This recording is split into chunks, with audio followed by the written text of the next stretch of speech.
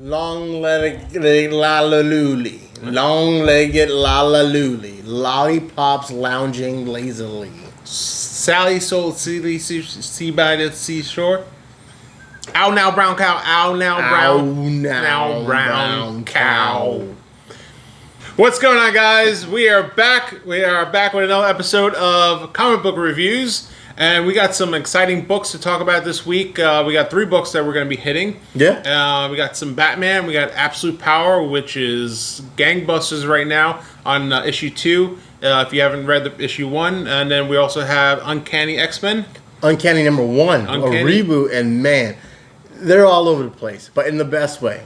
I want to talk about that. We got Chip Zdarsky writing this. All right. Well, we'll get into that. Yeah. First, we're going to roll our wonderful intro, and we'll jump on into this. Poppin' with the culture. Pop it like it's hot. Poppin' with the culture. Pop it like it's hot. Taking it top until the top. Now you're ready to pop. Look up in the sky. It's a bird or a plane. No! It's Rico driving Chris insane. Talking about Spider-Man, Batman, Joker, Mary Jane. Keeping it real. Men of Steel with their comic book game. Poppin' with the culture. Pop it like it's hot. Poppin' with the culture. Pop it like it's hot. Keeping it real. Men of Steel with their comic book game. With their comic book game. With their comic book game. All right, guys, listen. We're back. Listen, make sure you guys subscribe if you're enjoying the banter, the reviews of all this stuff. Make sure you guys give a thumbs up. And today's episode is brought to you by Sullivan Bloom Coffee. Yeah. This is a great coffee. We're actually drinking it right here. And we're drinking it black. I mean, I don't normally like black stuff, but I love black coffee. This black coffee hits the spot. No sugar, no nothing. No, Sullivan as is. Bloom. It's a local coffee roaster here in Southwest Florida. Yeah, Punta Gorda. Owned by Ziggy. Ziggy? Yeah, he's the local Punta Gordarite. Punta Gotarin. That's weird. He makes coffee. It's not as he makes it very well. It's not as cool as New Yorkers. Hey. But anyway, yeah, Sullivan Bloom Coffee Roasters here in Southwest Florida. Yeah. Pretty cool coffee brand. If you're in the area, if you just want to try a new coffee, we'll put a link down below, or website, somewhere where you right can find this coffee. And that being said, we're just going to jump right into this episode of Popular Culture of Comic Book Reviews. Rico, you're up first with Batman 151. Ooh, Batman 151. By the way, you were supposed to bring a bottle of 151 to celebrate the 151. I don't see a bottle of 151. Dude, you You brought coffee. I brought coffee. We also have donuts, so we'll talk about the donuts later. Donuts. Coffee and donuts. Coffee and donuts. And comic books. Don't grease up your comic books, guys, okay? CC, coffee and comics. Well, anyway, Batman 151. This is Batman has been written by Chip Zdarsky now. Chip Zdarsky, he's known for his Daredevil and also his Avengers Twilight, which is a newer comic that's out right now. He has a very dark tone, never stale. It's always leaving you going left, but you should have gone right. You know? I have his book. I have a signed book by him, right? Chip Zdarsky, do Yeah. you? Which one? The Rogue cover. The remember when we did the When did you Yes, make Chip? That's not Chip Zdarsky. Oh. That's Nathan Zerdy. Yeah, Yeah, they're kind of the same. I hear that. All right. But Anyway, sorry. But the art is done by Gabriel Dell'Otto. And actually, I chose to bring that cover, and it's Ben Affleck. It's Batfleck. And it's one of my favorite Batmans. I just love how he captured it. So I decided to show you guys that one. Shout out to you guys. Well, first, let's just talk about the fact that in the Absolute Power tie-in, no one has powers. Most of the Justice League is dead or on the run.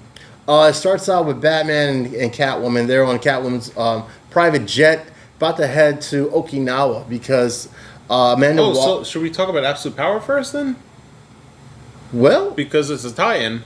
then let's just move. Let's just segue from. All right, Batman. go ahead, finish. Okay. Sorry. And yeah, so they're looking for a mother box, which they feel as though is on Okinawa at a secret base that is ran by Amanda Waller. When they get there, they run into a slew of problems and a bunch of different villains that I kind of forgot about, and I think it's cool that they brought them back into the DC universe.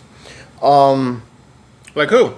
Well, Who do we get? who do we get? Where am I at with my? I'm not. Oh my This goodness. guy in his notebook. I'm so not Not prepared there for the yet. questions. Oh yeah, He's like, Deadeye. the Q&A at the end. Here we go, Deadeye. I've never heard of Deadeye. You can find Deadeye though. I want to say in the previous Ultimate Power. So does he have one eye? No, he does not. He's like a dead He's shot, blind? long shot Come shot. type of superhero that is Amanda Waller's cousin and nephew. Excuse me, Amanda Waller's nephew.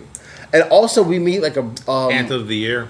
yeah. We also meet a Bizarro, who is also like a cyborg Superman, but cyborg Bizarro with Brainiac technology. And one of the coolest things that kind of made me laugh while I was reading this comic book is Batman doesn't have patience. And as Bizarro's talking to Batman, When does he have patience? right? But when he's talking to Bizarro, he's like, why is this idiot got to talk to me like this? Can't he just speak correctly? But he ends up using that as a, like, psychologically confusing Bizarro to help him instead of beat him up. And all in all, the comic book is really cool. It leaves you... Batman. Yeah, right? But really, he hates you. Yeah, right. And it leaves you in a cliffhanger. In this comic book, another thing that I noticed is Batman doesn't really show feelings to anyone he's teaming up with. But he really cares about Selena in this comic book to the point where he is concerned about her health, her well-being. He's about to get the kitty. Kind of, maybe. And the whole time, Selena was in another room. Like, yo, Batman, you don't know how to cat burglar, do you? Be quiet. And he was like, I was worried about you. I lost you. I'm like, wow, Batman is actually being sympathetic. Maybe because it's Selena, you know? He doesn't act like that when it comes to any of the Robins. But all in all, Because Robin ain't getting him in the... Robin isn't giving it up. No. Robin ain't giving it up. No. I mean, maybe. And then we also meet Gunsmith, which is a character that was last seen in Batman issue 89. And he works for the U.S. government, just like all of the villains now in DC Comics under absolute power, because all the villains became good guys or mercenaries, and all the good guys basically became villains to the government. Well, yeah, you got Suicide Squad under Amanda Waller. Task Force X, Task Force X. But all in all, Generation X, come back! Batman 151, I'm looking forward to 152, and I wasn't really reading the Absolute Power storyline, so now this comic book got me more interested in what's going on in Absolute Power, which this guy knows more about than I do. So what's up with Absolute Power? Yeah, Absolute Power is absolutely amazing. Yeah. It's a so again, touch base on what Rico was talking about with the loss of power. So Absolute Power talks about the absolute loss of the powers of the superheroes. You got Amanda Waller and the Task Force X. You got the Brainiac Queen, who Amanda Waller has raised since as a child, and has kind of like warped the Queen Brainiac's mind, her computer programs to do pretty much her bidding. And then you have what's the guy the Batman built? I forget his name now. The Failsafe? Failsafe. You got Failsafe. Failsafe is in this? Yeah, Failsafe is in this. Oh. See, missing out. You guys are missing out. It's like on every I need to read it. Yes. I'm sorry, DC fans. I will jump back on this bandwagon. So you got Failsafe and the Brainiac Queen, and you got Amazos that are powered by the Brainiac. So the Amazos are going around taking over all the powered superheroes. Superman gets shot in the chest. Yeah. Boo! Right down, falls down. Jonathan goes to try to save him. John gets kidnapped. He gets kidnapped. They all are on the lam. All the superheroes are on the lam. And then it's just pretty much issue 2 picks up from issue 1, where they're all on the run, and they wind up being at the Solitude. The Fortress of Solitude? Fortress of Solitude, there we go. So I'm going off of not notes here, guys. So Fortress of Solitude. So he goes on Fortress of Solitude, and they're trying to gather all their weapons and everything. So then you also have a turncoat. You have Green Arrow. That puss freaking turns around and backstabs all the guys. And you also have Dreamweaver, who is also working with Amanda Waller. Really? Dreamweaver's in there. Yep. Working with Amanda Waller? Yep. What? Yeah. So you got Dreamweaver. What? Dreamweaver and Green Arrow. So Green Arrow knows all their secrets and their weaknesses also. So, but then you find out at the end. I'm not going to spoil it, guys. So pick up issue 2 because at the end of issue 2 you're like, yeah. But before we jump into that, you have the Mazos. They pop into the Fortress of Solitude, demolish the Fortress of Solitude, and then also you have you have Batman. You get Black Suit Superman.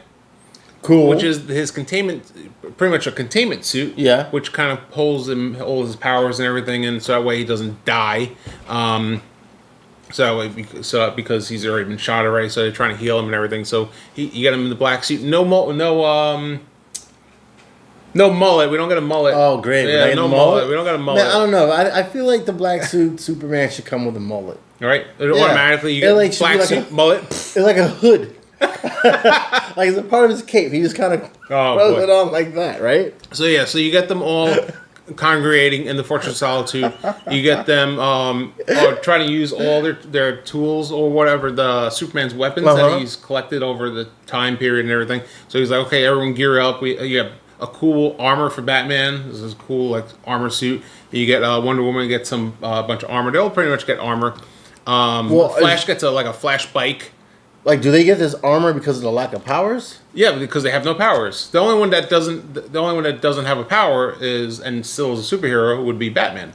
Yeah. Right? He doesn't consider himself a superhero. And I think that's the coolest part about him still being able to do what he does. What does he consider himself? Oh, he calls himself a bad guy. Oh, does he? Yeah, he sat on the rooftop talking to Robin, Dick Grayson Robin. Yeah.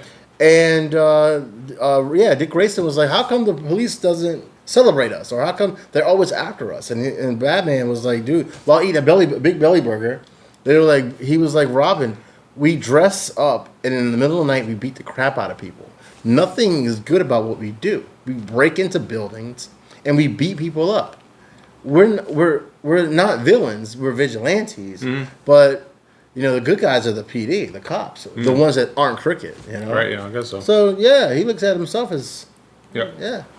So they wind up knocking out Wonder Woman, and they use Dreamweaver's powers to go through her dreams to show up at the Fortress of Solitude, and they just demolish everything. And then also at the end of issue 1 is they kidnap Jonathan, but they infuse all of Brainiac's technology, so he has Technoverse. He's like a cyborg, and so then John comes through into the Fortress of Solitude. He demolishes everything, and then they're going at it, and then you get Superman goes activate failsafe Alpha Omega Superman Kal-El, man, and levels the fortress.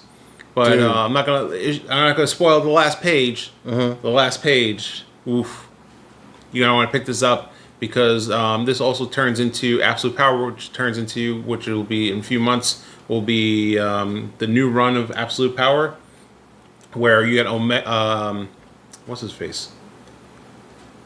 Not Onslaught, the other guy. I don't know who you're talking about. Gray face. I don't know who you're talking about. New God.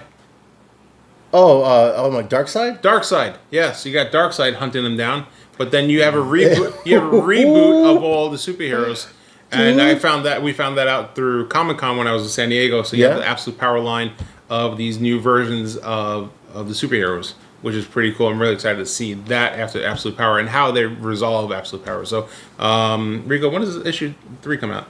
Of Absolute Power? Yep. Man, there's so many absolute, Task Force or Absolute. Just straight Absolute Power. I want to say mid-August. Mid-August. So next week. Next week. All right. End of this month.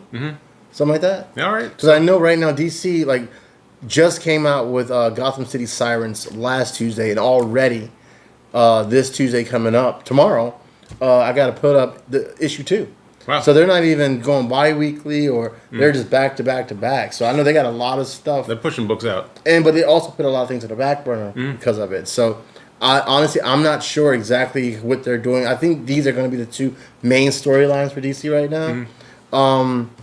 I like the fact, I don't know if you know, but is absolute power canon to the DC universe, or is it a Elseworld story, kind of like how Godzilla Kong versus Justice League? I believe it's supposed to be the main line because everyone. That's it's awesome. a big event. So it's an event, which is when they make it an event, it's like part of the main timeline. But like, is this gonna be a reboot? Because everyone lost their powers or died, so you can't bring back people unless Flash is gonna be another Flashpoint, which meaning it would be the end of this universe and a beginning of a whole new DC universe. Well, I think that's what they're gonna be doing with the absolute power Batman, Superman, and Wonder Woman. It's they're gonna be a different superhero. So you're gonna have the old one, which are probably getting their powers back, and then you have an absolute power version of Batman, because the new Batman is supposed to be like 7 feet tall, freaking. Oh huge. man, yeah, yo, I saw the Ash can. Yeah, dude, absolute Batman is the bee's knees, bro. I'm down. I'm ready for that. I'm so ready for. Yeah. I want to see what the villains look like. All we got was Batman and Alfred. Which Alfred isn't a butler. He's like MI6. Yeah, and we got Scott Snyder. Yeah, he's the writer. Yep.